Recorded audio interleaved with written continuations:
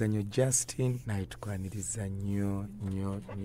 Good morning Betty, how are you Pam? Good night.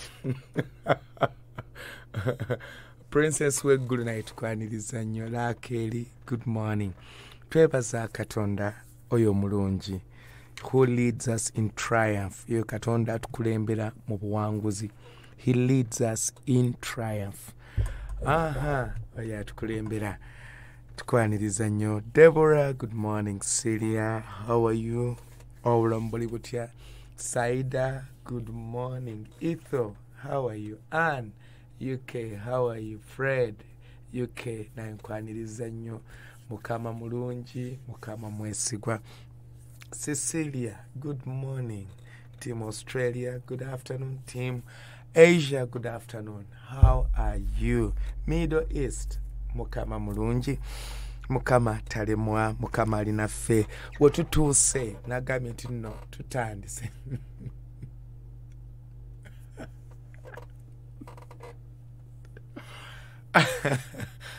Kayongo. Okay. Mukama mulungi. Wetutuuse.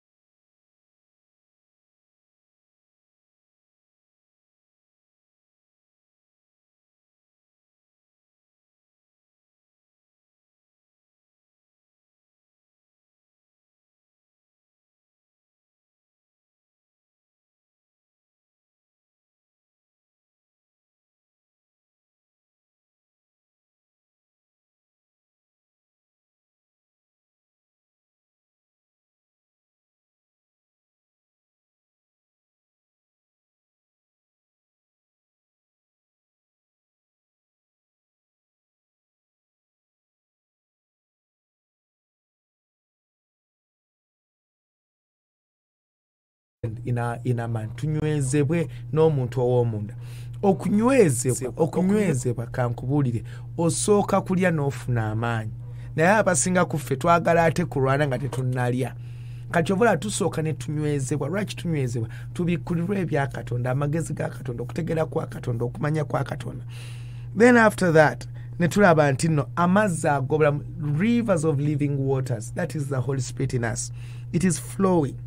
Ali muffe, atambulira muffe. Olwamala ne tusalawo okutegeera the third person. Who is this third person?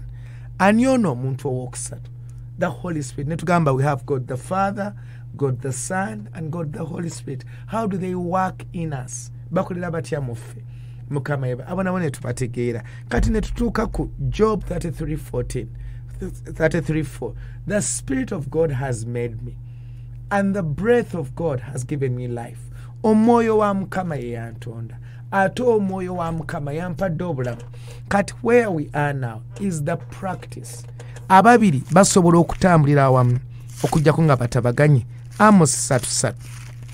Ye wetwagala okutegeera. This is nagambye ebiseera ebyobutamanya bimaze okuggwa. Kati tuli mu biseera ebyokumanya. Lyobadde n'amagezi naye kati njagala ofuna okutegeera. No kumanya, so that we can walk in knowledge and understanding.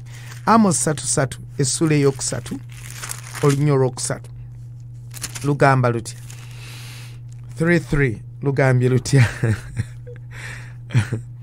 lugamba lutya ababiri bayinza okutambulira awamu wabula nga batabaganye. Empologoma ewulugumira mu kibira nga terina empologoma ewulugumira mu kibira nga terina muyigo. That is a question. Empologoma ento eyima mu mpuku yaayo okuliira nga tekutte kyekutte. Ennyonyi eyinza okugwa mu mutego ku nsi nga tebagiteze kakunizo. Omutego gumasuka okuva wansi nga teguliiko kyegukwasiza. Owulira bino byonna bibuuzo. Is it possible? Ababiri, in other words, Kayongo ababiri basobola okutambula wamu okujja kunga batabaganya. Okutabagana kugenda far beyond. Ashegera okutabaganya kugenda far beyond. Kyova olaba eno Bible kyeva egamba bwe tugenda mu Bakolinso ekyokubiri ekisooka 1 Corinthians chapter 1 1 Corinthians Abakolinso ekisooka essuula eyokusatu. We have to know gwe tutambula naye tulyoke tutabagane naye. 3 n'agamba 13 Abakolinso 13 13 Look how much God loved us. Laba bwe njogera n'ennimi z'abantu n'ez'abamalayika naye nga siba na kwagala nga nfuuse ekikomo ekivuga n'ekitaasa n'ebitaasa ebisaala. Owulira without that ekitegeera kiringa kati agamba nti ne bw'osaba nga toli in fellowship ne Katonda n'omwoyo omutukuvu it is a wastage. Obeera ng'ebitaasa ne bw'oba osiiba ne bw'oba okola ekintu. Fellowship is very important. Practicing the presence. Ekitegeera wansi n'alyoka ayongera ati n'agamba era bwe mba n'obunnabbi n'entegeera ebyama byonna n'okutegeera kwonna era bwe mba n'okukkiriza kwonna n'okugyawo n'enzigyawo ensozi naye nga siba na kwagala nga sirina bintu. This is love is fellowship. Katonda wayagala otutuusa tutegeere fellowship. It is loving omuntu gw'oyagala otuuka omutegeera. Kati naffe omwoyo omutukuvu tutuuse ku ddaala eryo. Do we know who he is that he loves? To start practicing his presence. Tutandika okutambula nga tumanyi bw'oba osiba. He should be the first. Nabawadde homework yabadde mu Ezekiel chapter 1. Ezekiel chapter 1. Nenkulaga ani gwe tu fellowshippinga naye. Wamusomye n'omulaba. Olaba bw'akukulembera. Olaba bw'ali. Nothing happens until the Holy Spirit moves. Uganda ompulira. Tewali kigenda kubeera gwe yazukusa ekiro n'osaba. Gwagenda ku mulimu. Gwali awaka. Eyazadde dokita. Eyazadde. Gwe buli kyonna ky'okola. Siria, Deborah, Shamin. Nothing. Imelda. Tugenda kuyiga. Omwoyo omutukuvu agenda kuyigiriza. Bwe tunaatandika omutegeera, he's going to teach us. Nabi. Fellowship teri mu bigambo bugamba. Ekkanisa. Okubeera nga baatugadde physically tekitegeeza nti omwoyo omutukuvu yagenze. Tekitegeeza bwe ebirowoozo omanyi how far tugenda kudda nga tulina ahead olw'ebizimbe bye twazimba. Tugenda kubeera wala nnyo n'engeri ekkanisa gye badde bagiraba. Ezekiel 1. Mukama yebazwe. Hey, we are going to be far away, far off. Katonda atwaga kubanga ebintu byonna musumba Toma atugamba wano they just don't happen. Bitandikira mu nsi ya mwoyo. Kati gwe okulaba nga amakanisa bagaggadde gwe n'otategeera nti ebintu byaffe bitandikira mu nsi ya mwoyo. Mukama yebazwe. And you are welcome back. Mukama yebazwe. N'otategeera nti ebintu bitandikira mu nsi ya mwoyo. Then you lack it. You are lacking so much. It is about the Holy Spirit. Oyo gwe fellowshipping naye. Gw'Omwana asoma. Gw'abadde aweddemu essuubi. Gw'abadde bayize mu nsondo olowooza tolina gy'agenda. Abo bwe batyo bwe bakoze. Naawe genda mu nsi y'omwoyo. Buli ndwadde, buli kuteesa, buli lukweronna, buli kyonna Irene kitandikira mu nsi ya mwoyo. Go into the spirit. Kiki enfuba okugamba lwaki ennaku ebadde etutta kubanga weewaawo tubadde mu mubiri naye nga tetulina bumu n'omwoyo omutukuvu. Tubadde tukoola omwoyo, but there is a level of fellowship. Kiringa bwe mbeera ku university oba mbeera ku mulimu. Osobola okubuuza omwami oyo, osobola okubuuza omukyalo oyo, musobola okucommunicate, musobola n'embeera nga muli ba neighbors. Mubeera just mikwano, but the moment you become intimate, gundi yamwe ekyuka, relationship ekyuka, all of a sudden naffe bwetyo bwe tubadde omwoyo omutukuvu tubadde naye ng'alinga omukwano just ng'ali awo bubeezi. But this time it is intimacy, fellowship. You become one.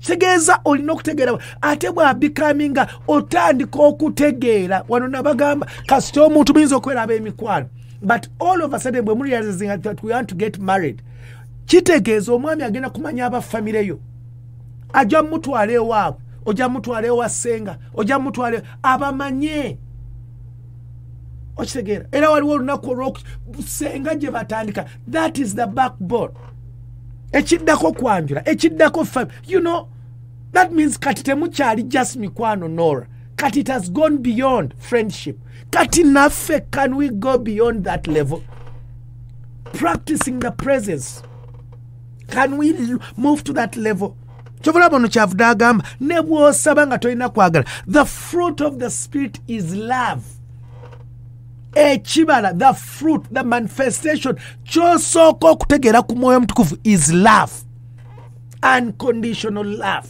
kyova olaba obadde obuuza bwe nsaba mukama mpulira ng'olina omwoyo mutukuvu because tetumukkiriza kubeera in union naye kyova olaba we are lacking we are living in doubt kyova olaba bw'ojja mu bapya wano tukusomesa okusonyiwa olina agamba sisobola kusonyiwa why we are causing you to have fellowship with the Holy Spirit omwoyo mutukuvu ataking over omwoyo w'ensi akubaddemu olwo tumufulumya lwaki kuba bw'obeera naye agenda kukuleetera okuvugibwa sitaani gw'olowooze nti oli mu bulokole naye ng'ate ovugibwa sitaani mukama yeebazibwe the spirit of God netukusomesa jjamu okutya lwaki we have not been given a spirit of fear tuweereddwa omwoyo w'omaanyi jjamu okweraliikira sonyiwa ebirowoozo ebikyamu fellowship kubanga ife bw'obeera n'ebirowoozo nesobola bitegeera ekitegeeza already otambula you are in fellowship gweokimanyi tubali tutambula tuli in fellowship n'omwoyo wa sitaani obusungu ekiri okutya okweraliikira okubuusabuusa obukaawu bye batulaba n'amaaso bye tulaba n'omubiri we have failed kati n'ekkanisa bwetyo bwebadde eraba eby'omubiri nefollowing gwe tomanyi nti bayibuli egamba okugoberera omubiri kufa gwe tokimanyi ekyo kati laba bye tubadde tuliko laba bye tubadde twogera let us switch ntera obbagamba Isaaya 11 Yesu ne bamugamba omwoyo wa Mukama agenda kubeera ku ye omwoyo w'amagezi omwoyo w'okutegeera omwoyo w'okumanya omwoyo w'okutya Mukama tagenda kusalawo ng'amaaso ge bwe galaba tagenda kusalawo ng'amatu ge no nozolaba that kind of spirit nozolaba omwoyo oyo different spirit different kind of spirit kati ovula ffe twetadde awo tubadde nolowooza ntosobola emizimu bwe gikulumbye bwe bakuweereza eddogo bwe basibye abaana bo endwadde ze instead of fellowshipping with the Holy Spirit tusigadde tuli balokole but the spirit of the world nga yetu etuli kumpi spirit of the world ogimanyi ye sitaani he has so many spirits the spirit of lies fear confusion doubt mama bwetu bwe tubadde taata bwetu bwe tubadde jjajja bwetu bwe tubadde but now ebiro by'okumanya bye tulimu tugenda kumuva he's going to build us ono mwegendereza jjajje tuli because waliwo ekibala ky'okwegendereza kyalina he's going to fear egenda kuvaamu he wants to give us the spirit of confidence omwoyo w'obuvumu otambule nga you are aware Bible kyeva egamba we know tumanyi all things work out for the good ebintu byonna bikola ku lw'obulungi we have to get to that level of that spirit we are aware tumanyi ti ebintu byonna bikola ku lw'obulungi that is the spirit of God naye tubadde n'omwoyo tetumanyi oba Mukama anaakola oba anaava mu kkomera oba anaava mu busibe oba kino kinaasoboka oba naasobola okwekuumira no oba naasobola okugenda mu ggulu no oba naasobola okwekumira mu bufumbo no oba naasobola okuyimira no you are aware you have confidence olina obuvumu ife agenda kukuyimiriza eyatandika omulimu omulungi agenda gunyweza that's why we need to know kye bayita practicing the presence his presence every day ozukusa okusaba he's there otambula he is there, ovuga emmotoka he is there, oli ku mulimu he is there, bagobye ku mulimu he is there, bakuwayiriza he is there, olaba tolina wootandikira he is there. Wali si lw'amaanyi, era ndowooza omulaba si lw'amaanyi go, si lwa busobozi bwo, si lwa bukodyo bwo, si lwa lugezigezi lwo, si lwa bunafu bwo, si famire gy'ovaamu, si abantu abakwetoolodde, si neeyisaayo. Omwoyo omutukuvu is far beyond, asukkulumye byonna. How can we practice? Tusobola tutya okutambula nga tumanyi tuli naye? Tusobola tutya okubeera mu bulamu nga tumanyi, kubanga nagambye natandikidde Yesu n'agamba ensula ez'obulamu zigenda kuvanga mu mmwe. Tegeeza olina source, olina ensibuko mu ggwe, otambula naye wherever you go. No one can close it. Kyava agamba kuuma omutima gwo, kubanga mwe muveso, your heart mwe muli fellowship. Just omutima gwo mwe muli fellowship. Mukama yebazwe. Hey, oyinza ogamba musumba Evan bino sibisobola. No, naffe tukula bukuzi. We are learning. Look at that. Nawe waliko baby Justin, byonna biyize. Kati oli munsi, you can live on your own. Family yo nogireka mu Uganda. So everything oba kisoboka eri abalina omubiri, ate lwaki tekisoboka eri Katonda? If it is possible, Mukama yebazwe, ogenda golokoka, ogenda kusaba, osobola lwaki olina omwoyo luli gwe obadde tokimanyi nti byonna by'obadde okola munda mugwe mubaddemu omwoyo w'ensi. Kyova olaba olwaliro ogamba nze obusungu bwanvuddeko, ki ekyabuleeta? Nze amalala ganvuddeko, ki ekyabuleeta? Obwenzi ki ekyabuleeta? Masturbation ki ekyabuleeta? Okwawukana ki ekyabuleeta? Oba emyejo gyakusobozesa okukola ebikyamu, ate kati olina omwoyo eyawangula mukama waabwe gwe bayita Sitaani, kati tolaba nti ogenda kukola ebisingawo. Why can't we choose to embrace him? Not only embrace, but to fellowship, to practice his presence. Okubeera nga bwe tugenda tumanyi, that is our confidence. Mukama yebazwe. Era agambye bulungi nti ne bw'onoosaba nga tolina kwagala, fruit of the spirit is love. Ekibala ky'omwoyo omutukuvu kwagala. Wootegeera omwoyo omutukuvu nga waali, it is love. N'agamba ne bw'onoosaba ojja kubeera, ne bw'onoobeera n'okubikkula n'olagula n'okola ki, without the spirit of God it is vain, you are wasting your time. Tweyongereyo. N'agamba ati this is practicing the presence. Jane, era bwe ngabira abaavu bye nnina byonna okubaliisanga, era bwe mpaayo omubiri gwange okwokebwa, naye nesiba nakwagala nga siriiko kyengasa. Can you imagine? If you are nabagambye nti no, ne bw'onooyita erinnya lya Yesu without the spirit of God, you are wasting your time. Ne bw'onogamba Yesu, ne mbagamba Bible kyeva egamba the letter kills Jane.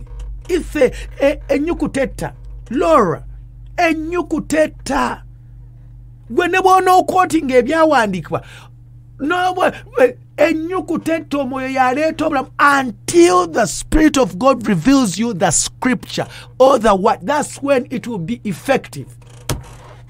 Era kyova olaba omuntu agamba nkeera ku makya ne neeragulako, well and good, yes. Bw'ate ababyolooza tebakola birungi.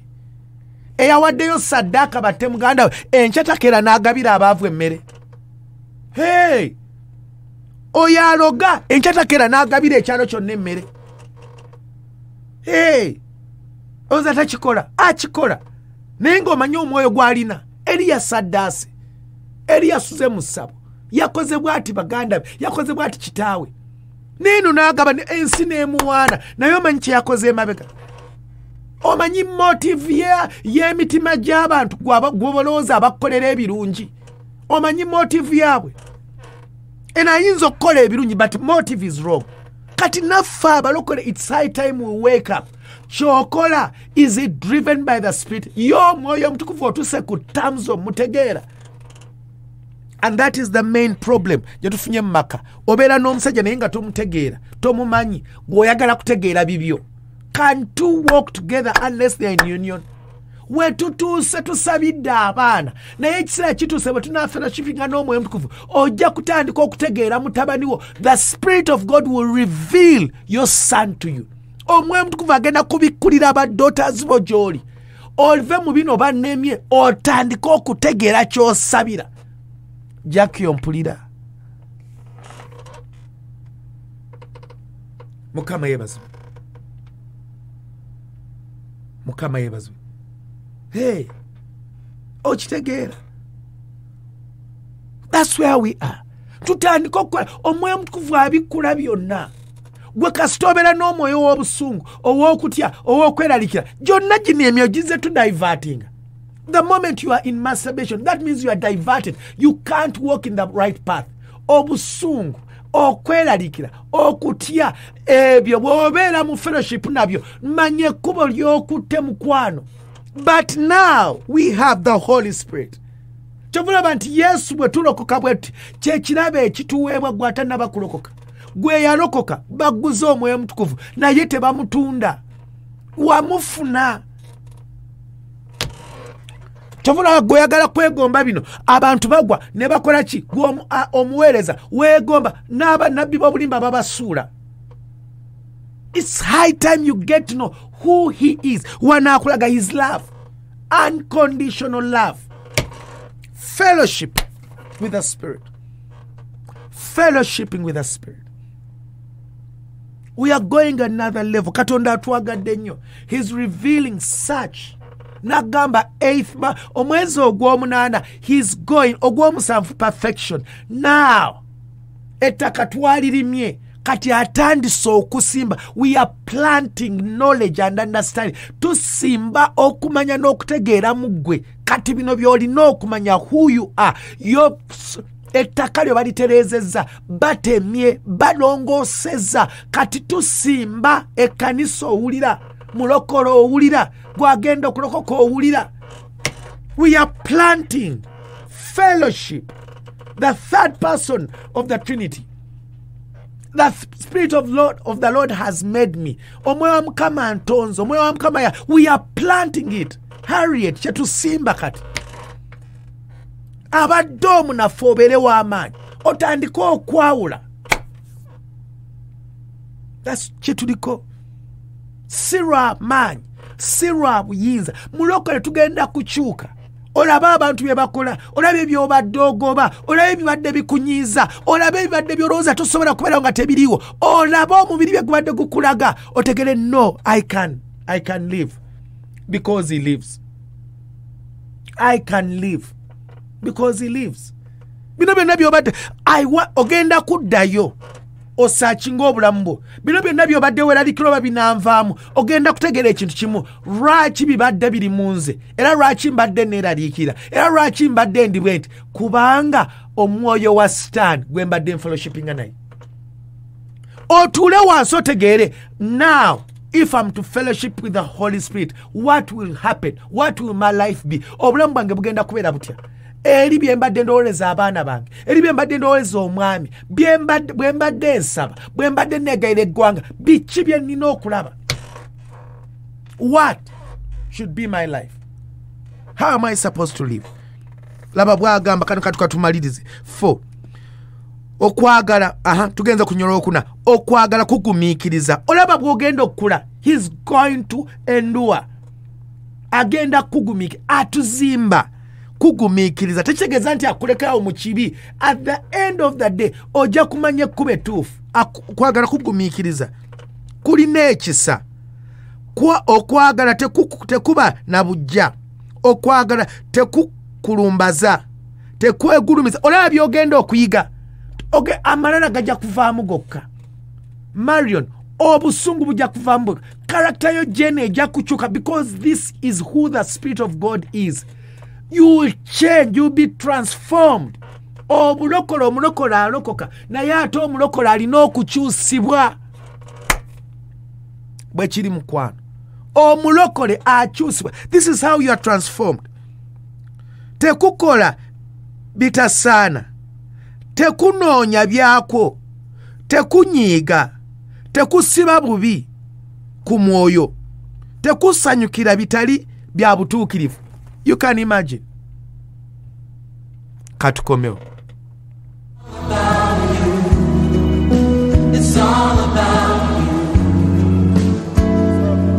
Emmere y'omwoyo gwo.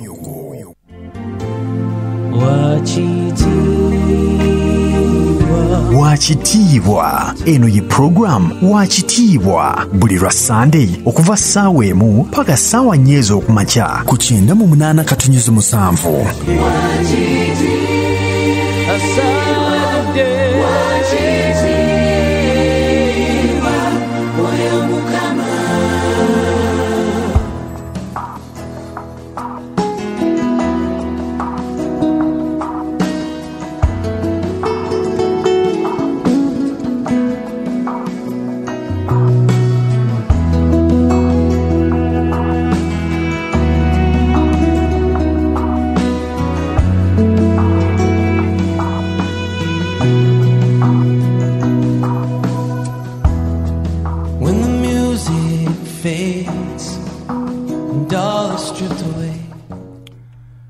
Hallelujah.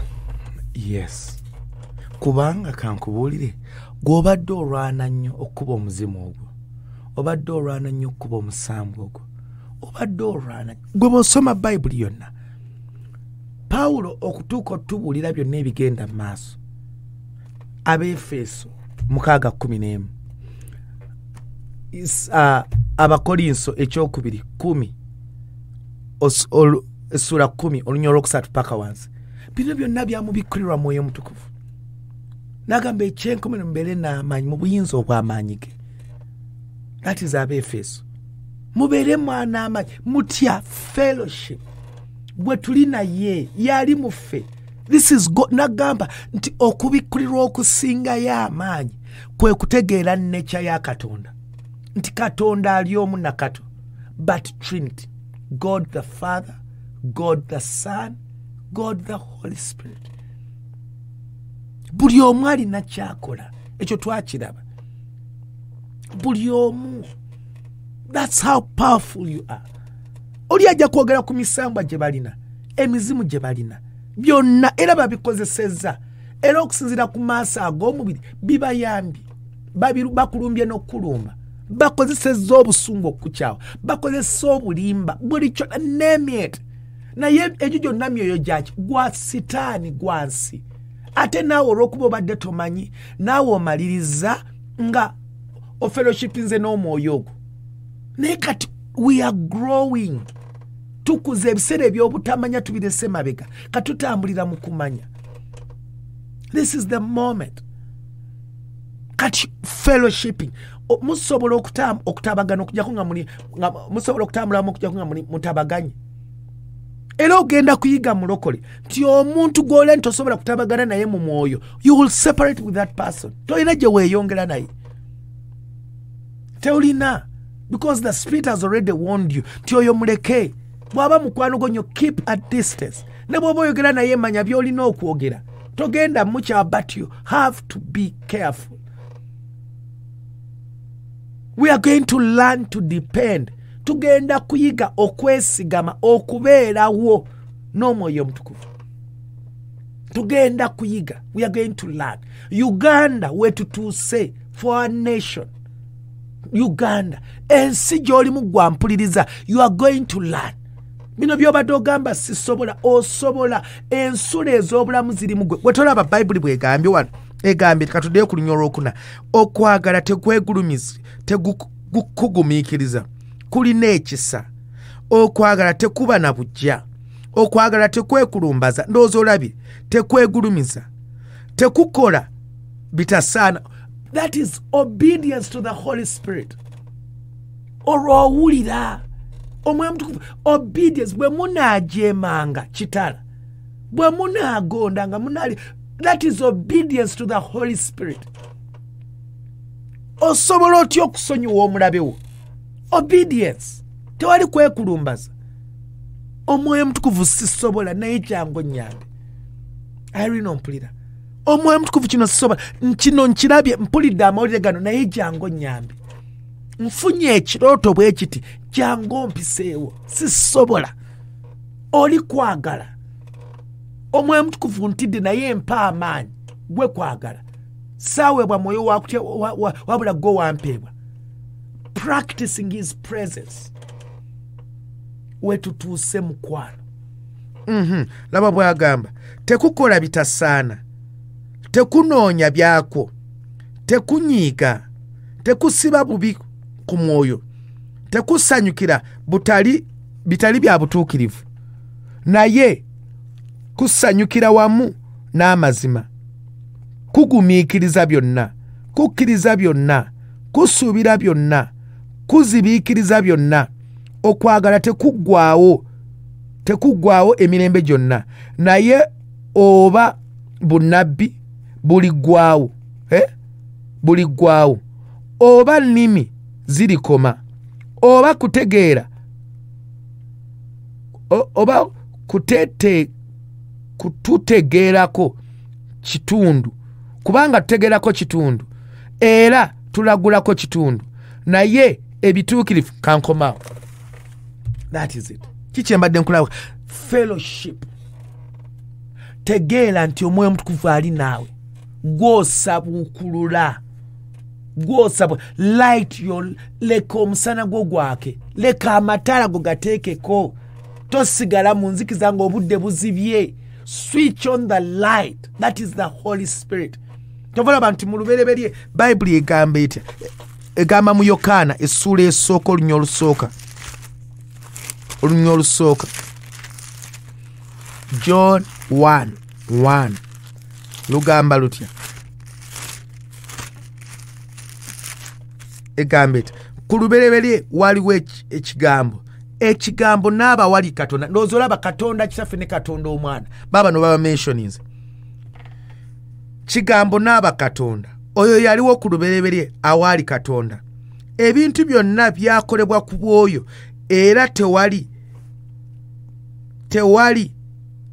ye taakolebwa kintu na kimu ekyakolebwa. Obulamu bwali mu ye, obulamu ne buba omusana gw'abantu. Omusana ne gwaka mu kizikiza, n'ekizikiza tekyatege. Olaba obulamu bwali mu Yesu. Bulamu ki? Gwe Mwoyo Omutukuvu. Omusana ne gwaka, manifestation. Omusana ne gulyoka gwaka mu kizikiza, mu busibe, mu butategeera, mu butamanya. Omusana bwe gwayaka Imelda n'alyoka afuna okutegeera, n'alyoka awona, n'alyoka asumulwa, n'ava mu kutya Katonda ekirowoozo mu kifa. Yesu n'alyoka akitonda. Omwoyo Omutukuvu n'alyoka akituukiza. Omusana ne gwaka. Oli naye wanje, oli naye. Kyovula nti Bayibuli kyeva etugamba mu Yokaana 15:4 tolina ky'osobola kukola watali nze. Tewali ky'osobola kukola. Mubeere mu nze nange mbeere mu mmwe. His presence muffe. Lekerawo ginoonyeza wabweru. Tandikira munda mutima. This is fellowship. This is personal. Bwe kiri. Gwe ne mwe muba balongo temusobola kulowooza kintu kyekimu, temusobola kusalawo kintu kyekimu. Kyensuubira n'abaami tebasobola kubeera bebamu, oba abakyala tebasobola kubeera bebamu. Bwe kiri. Buli omu alina enjawulo. Ne signature zaawukana.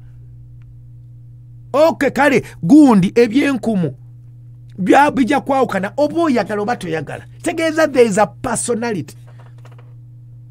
Waliwo oyo gw'oyogera naye as an individual, ayogera naawe. Waliwo Ivan byakubulira ng'omusumba, naye ate waliwo Katonda byagala okugamba nga gwe Rachel. Kati kyovula baakuwa okumanya.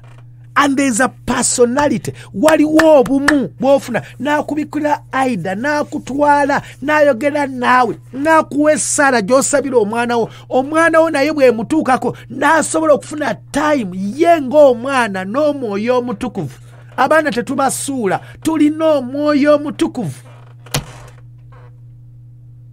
oyo musana ayaka mu kizikiza omuntu n'omulaba ng'alina ennaku y'ensonga lwaki twegayira omwoyo omutukuvu atuwadde authority wegayira akuteeka omuntu omwegayirire yamusisinkane ayogere naye omuntu oyo akyuke kyovulaba why do we practice his presence nga tokyasobola kwogera nti sisobola tasobola kukyuka byannema no nga bw'ayogera naye oli musana nga buli kyoyogera gubeera musana nga buli kyoyogera ekizikiza okigoba every moment of your life.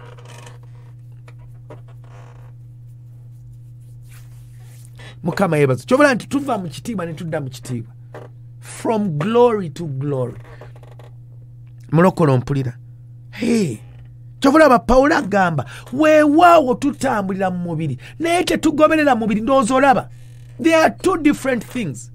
Gwe kwe kubeera ng'oli mu ofiisi eyo bali enguzi basosola bakola bateesa ebikyamu naye nga tobigoberera. They don't si ku mateeka g'ogenderako. Gwe kwe kubeera mu nsi ng'olaba ebigenda mu maaso olaba obubi obugenda mu maaso naye ng'ate gwe si by'ogoberera. Ensi gy'olimu yes Yesu kyeyava agamba wadde oli mu nsi aida naye toli wansi. Kati abantu ababi bye bakola gw'olina omwoyo omutukuvu he will direct your feet. Ajja kulungamya ebigere byo whether you like it or not. He will direct, perfect you. That is the confidence. Obwo bwe buvumu bwe tulina oye yatandika omulimu omulungi agenda kugumaliriza nga tuli bawanguzi n'okukirawo.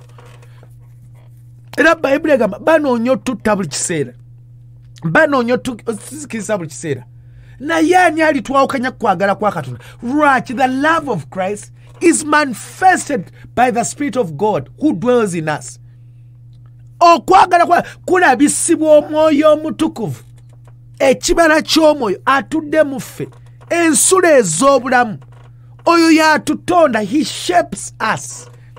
Omwoyo omutukuvu bw'ayingira mu ffe atandika otuwa embala atuwa character kayongo atuwa character saida faawo atuwa atukyusa.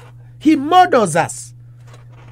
Tero bagamba ova mu Uganda ng'oyogera oluzungu bwerutyo oyinza n'okuforcinga accent naye bw'omala okutuuka wabweru you don't have to force it kubanga buli omu akwetolodde bw'ayogera you just flow.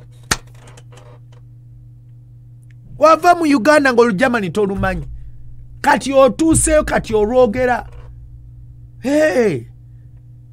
gye wazaalibwa nedda ogenzeyo bugenzi na mu bukulu naye olwogera kati there is nothing impossible. Fellowship. Lwaki obadde olina olwogera? Kubanga lwe boogera. Lwaki olina okussa ekimu n'omwoyo omutukuvu? Kubanga lyeggulu. Ono ye mwoyo w'eggulu. Ono si wansi. Stop giving excuses. Lekerawo okubeera n'ensonga. Lekerawo okwekkiriranya we tutuuse.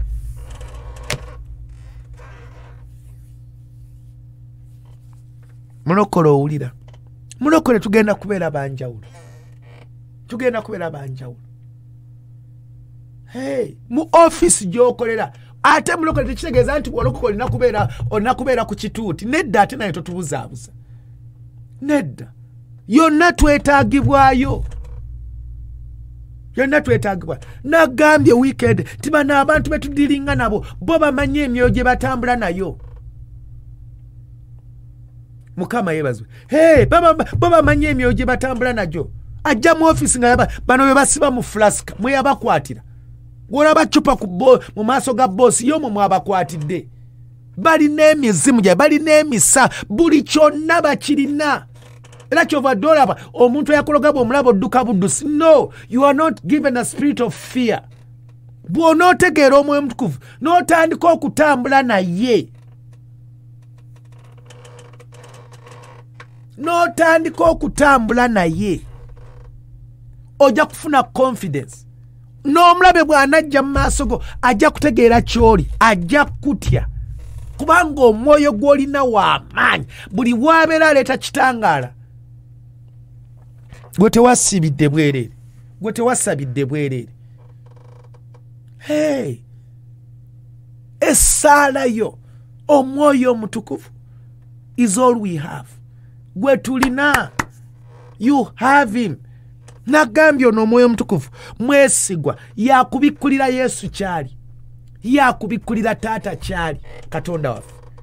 Ono omwoyo omutukuvu kyova olaba nti ye yabikkulira Yokaana Yesu mukwano gwe bwe yali afaanana. Yesu azuukidde mu kubikkulirwa. Lowooza omulaba Yesu alabisibwa.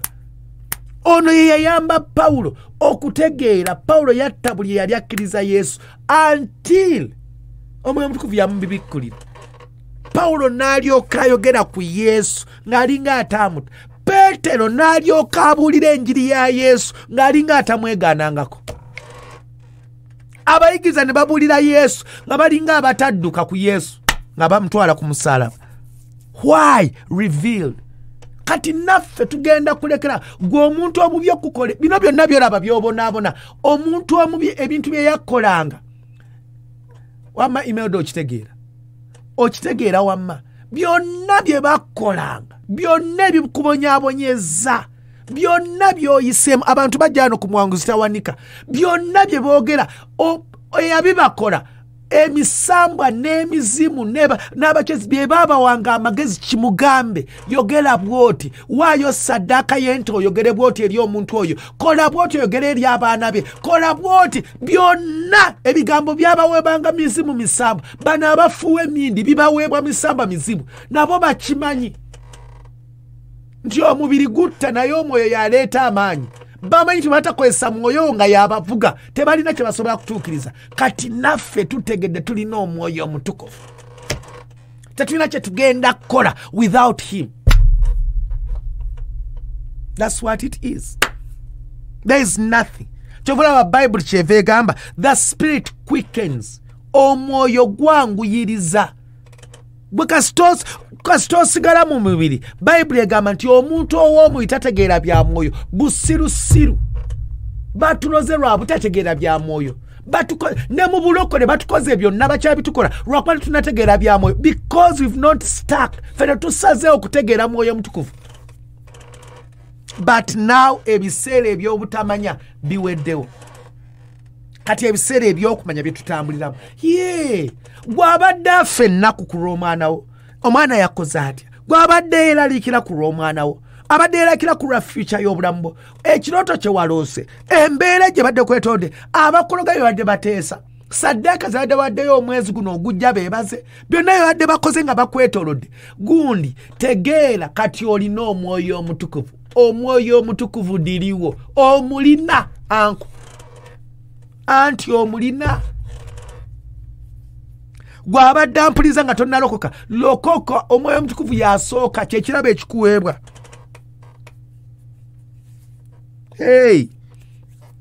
Oyo buli lunaku nkamba Katonda ojja kuddayo osome Ezeeke olabe ebyo ebitonde tebirina kye bisobola kukola okujjako ng'omwoyo omutukuvu atambudde. Bw'atambula ne bitambula. Wabisomye n'obitegeera, wabisomye n'obutegeera ebitonde ebyo. Walabye Ezeekere essula esooka, wagisomye ojja gitegeera, olabe ky'oli mu nsi y'omwoyo, olabe how powerful you are, olabe buli mwoyo mutukuvu. Laba mu lubereberye, naye tulaba olubereberye essula esooka, Genesis chapter 1. Laba olunnyo olwokubiri. Ensi yali njereere nga yeetabudde tabudde. Wulira, nga yeetabudde tabudde. N'ekizikiza kyali kungulu ku buziba ne ku buziba. Omwoyo gwa Katonda ne gumaamira kungulu ku mazzi. And the spirit of God, ensi yali yeetabudde tabudde. Confusion. Ng'etabuse tabuse. Ng'etabuse. Newulira what happened. Katonda tannaba kwogera kigambo kyonna. God has not wano musula eno olunnyo olwokubiri God has not appeared anywhere, but who appears first? The Holy. Bo bamanyi how they operate. Kati nawe buli kyonna kyobula nkugambye fellowship with the Holy Spirit. Okussa ekimu fellowship. Oneness, fellowship. Totya. Olina, omulina ali naawe. Akuli mu ggwe.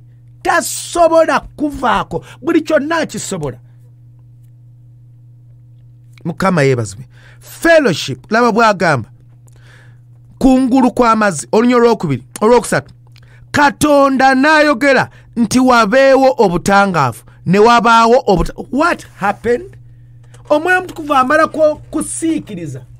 N'alyoka ayogera leka wabeerewo obutangaavu. Mwana wange ne buba. Can you imagine? Leka kitegeeza we have him. Tumulina. Gwe tosaaga. Ali naawe Irene. Ali naawe. Abaweesa omuntu togenda mugaana kwogerako. Togenda mugaana kuwayiriza. Togenda muga. Era kyova olaba nti Yesu agamba mu Isaaya 61 n'agamba nti omwoyo wa Mukama ali ku nze. Omwoyo nanfuseeko amafuta. Hey, omwoyo nanfuseeko amafuta. He has anointed me.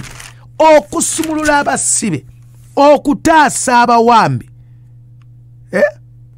Okutaasa abawambi. Omwoyo ali ku nze. The Spirit of the Lord is upon me. Kyali ategeeza eyali ndagaano nkadde. Naye in other words, he's with me. Era yakola ebintu bino. Yalina ebigambo ebirungi byengenda okugamba abalina emitima egimenyese. Ono yagenda okutolosa abawambe. Okuva mu mannyo g'empologoma. Okuva mu mannyo oyo ali mu kkomera. Agenda mutaasa oba atya omwoyo omutukuvu amanyi. Ensi yali etabuse. Omwoyo omutukuvu n'asiikiriza. Katonda n'ayogera. Ensi ne bagitolosa. Kati ate ggwe olwaleero. Hey, omanye ekikufudde nti tosobola kusaba kubanga tonnategeera mwoyo mutukuvu. Omanye ekikufudde nti tonnaba tosobola kusumula kubanga tonna. Naye bw'omusoma mu Isaaya 61 omutegeera kyali. Atolosa abanafu. Atolosa abadde balooza tebasobola.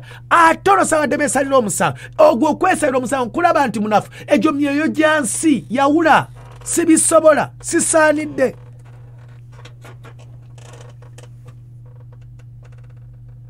Mukama ajja kulungamya. You have him.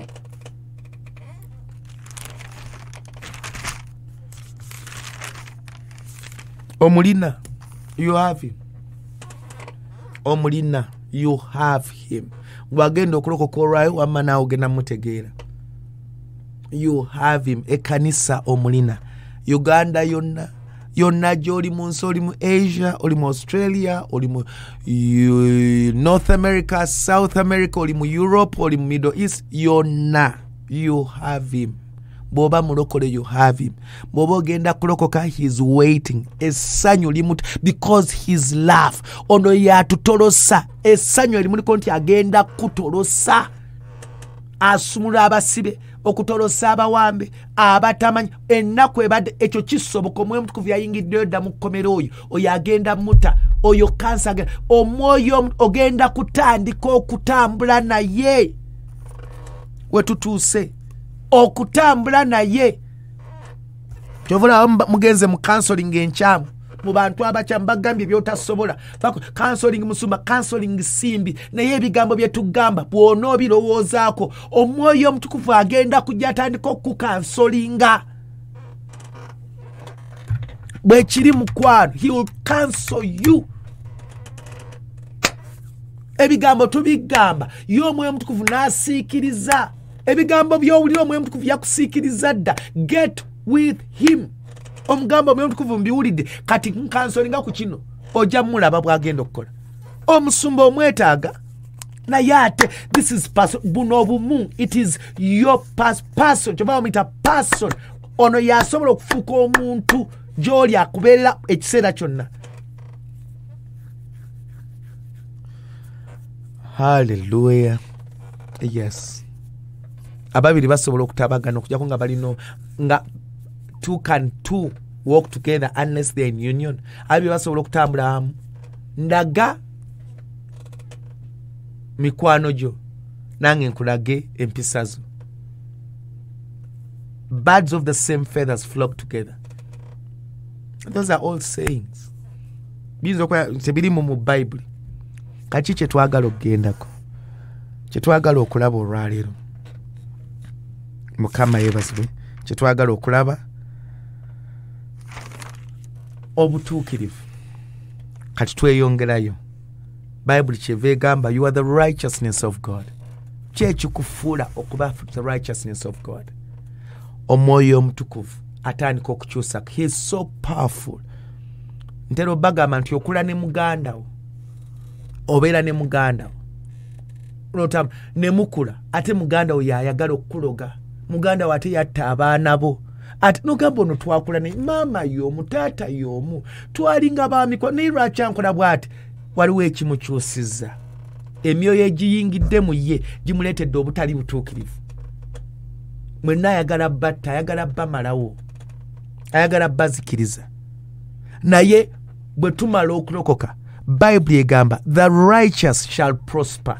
Abatuukirivu bagenda kweyongera. Ffe bwe tumala omwoyo omutukuvu bwe tumala omutegeera mu ffe, tutegeera practicing ababiri basobola okutambula mu nga tebatabaganye, tutandika muli mbeera yonna. We begin to prosper. We begin to grow. Muli mbeera kyovola nti Bible egamba mu Zabbuli esooka olunya olwokubiri nti ekigambo kya Katonda kye kimunyumira era kyalowoozaako ekiro n'emisana. Abala ebibala bye mu ntuuko zaabyo. The righteous shall prosper. Abatuukirivu bagenda kweyongera mu buli mbeera. Kobe ng'oli mu komera, kobe ng'oli mulwadde, kobe ng'essanyu toyina, ogenda kubanga omwoyo omutukuvu ali naawe. He's going to guide you. Agenda kukola Yesu bye yamugamba. Agenda kuluŋŋamya. Ekisooka byonna akuzimba, akukyusa munda mu ggwe. Byobadde oyite Pawulo kyagamba bye nali ndowooza nti bya muwendo nazuula nti butaliimu. Olw'obulungi obungi he transforms us. Byobadde olowooza n'otandika okuzuula ebyo he built atushapinga. That's why we prosper. Isaya 5:14 kyava agamba mu butuukirivu munayima okunywezebwa. You be established. Munaabeera wala n'okujoogebwa. Temutyenga. That is what he's giving us. Teeka emikono gyo mu kifuba.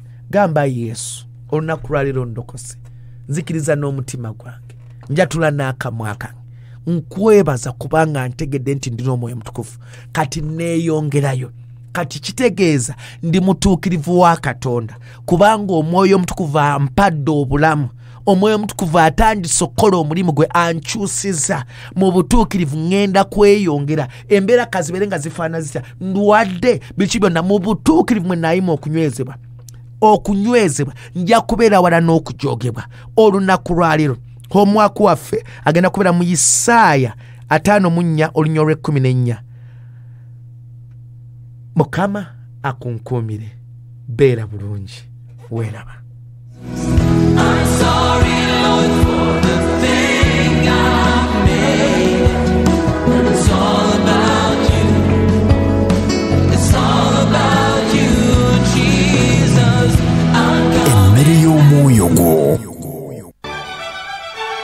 Bw'oba onoonya ekifo eky'okugyamu ekyokulya ng'ozze okusaba Mutundwe Christian Fellowship, genda ku Pork Planet Restaurant kuba bayina emmere ewooma ate nga bayonjo. Batunda breakfast, lunch, supper wamu n'ennyama ya pork, enjokye ssaako n'ensiike. Ate ggwe ali ewaka oba ku mulimu tukola delivery. Tulina ekifo ekimala okutegekerawo emikolo okugeza nga birthday party, bridal shower, baby shower, graduation oba get together. Ate nga tukola ne outside catering ku mikolo gyonna. Tusanga we Mutundwe okumpi ne church ya Pastor Tom okulira na parking oba tukubire ku ssimu 0757 25 39 17. Fe aba Pork Planet Restaurant, the only planet on earth.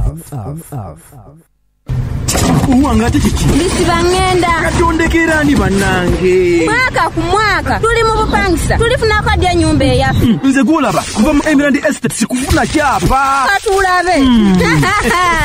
Wabula baby nkwagala.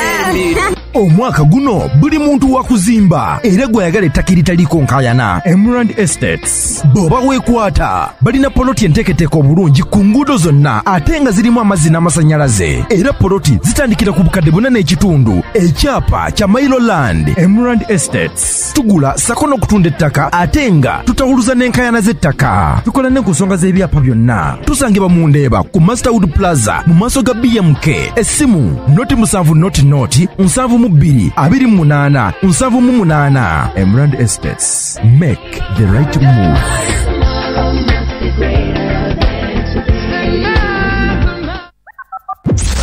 Here we go. Kino kyekijjulo ky'essaawa eno n'omusumba Omubulizzi owa Mutundwe Christian Fellowship. Watandisa miliyoni obadde ogenda mu maaso kati ogenda okulaba nga zifuuse 8, 7, 6, 5 abasinga okujja wano bajja wano nga bagweddereddemu ddala batuuse ku ttaka naye gwe nkubira kasoola banga ebintu bitandika kudda mabega sooka oggalewo edduuka jangu onoonye Mukama Katonda waliwo omusoto oguyingidde mu bizinensi yo bameka bafaana bwetu ng'otandise kudda emabega oli kadda nnyuma olwaleero ederivalensi yo amazima gennyini olwaleero nno. Ekyo kye kibadde ekijjulo ky'essaawa eno n'omusumba Omubulizzi owa Mutundwe Christian Fellowship.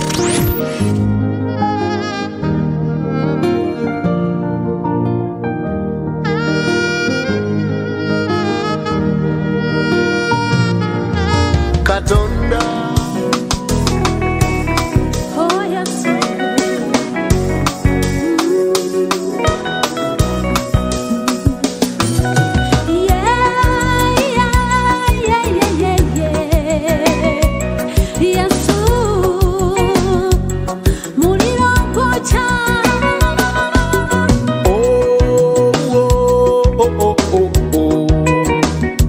kizudde nange mu buli mbeera abeerawo.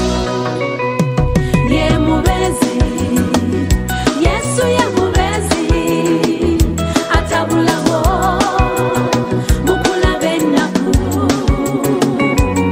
Mama ng'empewo efuuwa, omuyaga nga gukunta, ono Yesu ayanukuza omuliro Katonda waffe. Ye mubezi, Yesu ye mubezi, atabulawo mukulaba ennaku. Mama ng'empewo efuuwa, omuyaga nga gukunta, ono Yesu ayanukuza omuliro Katonda waffe. Ye mubezi, ye mubezi, ono Yesu gwe nnyimba, kizudde abeerawo. Y'ono taata w'abamulekwa kiddukiro ky'abakooye jinje lye ku nsonda eritamenyeka ono ye Yesu. Wadde gwe njagala agenze nga naawe gwe wayamba kwiye togwamu maanyi. Tetuyina Katonda ono. Ye yawanguza Danyeri n'ava mu bunnya bw'empologoma bw'abakulu wange naawe omulabe wafana bani. Ye mubezi, Yesu ye mubezi, atabulawo mukulaba ennaku. Mama ng'empewo efuuwa, omuyaga nga gukunta, ono Yesu ayanukuza omuliro Katonda waffe. Takiitinga no nedda omukwano gwatuwa Yesu temuli makoona yadde. Onakusanga ng'okaba nakuwa katambaala nosangula amaziga era toddamu kaba. Nze yasanganga kaba nampa katambaala nasangula amaziga era saddamu kaba. Ye mubezi, Yesu ye mubezi,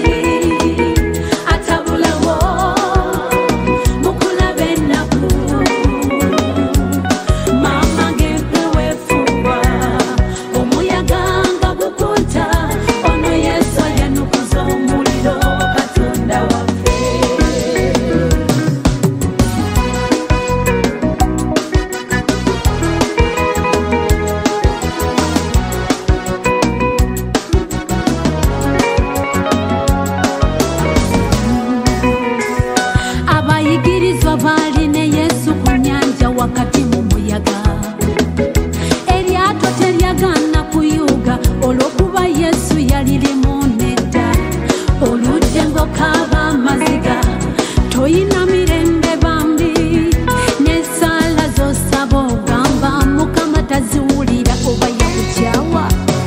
Abayigiriza bamanya kimu lyato Yesu mwali ne bamuyita muyigiriza golokoka kuba tufa tugwawo lyamba. Yesu nagolola omukono ennyanja neteeka yonna nze kinyumira ennyanja n'omuyaga kitange bimuwulira.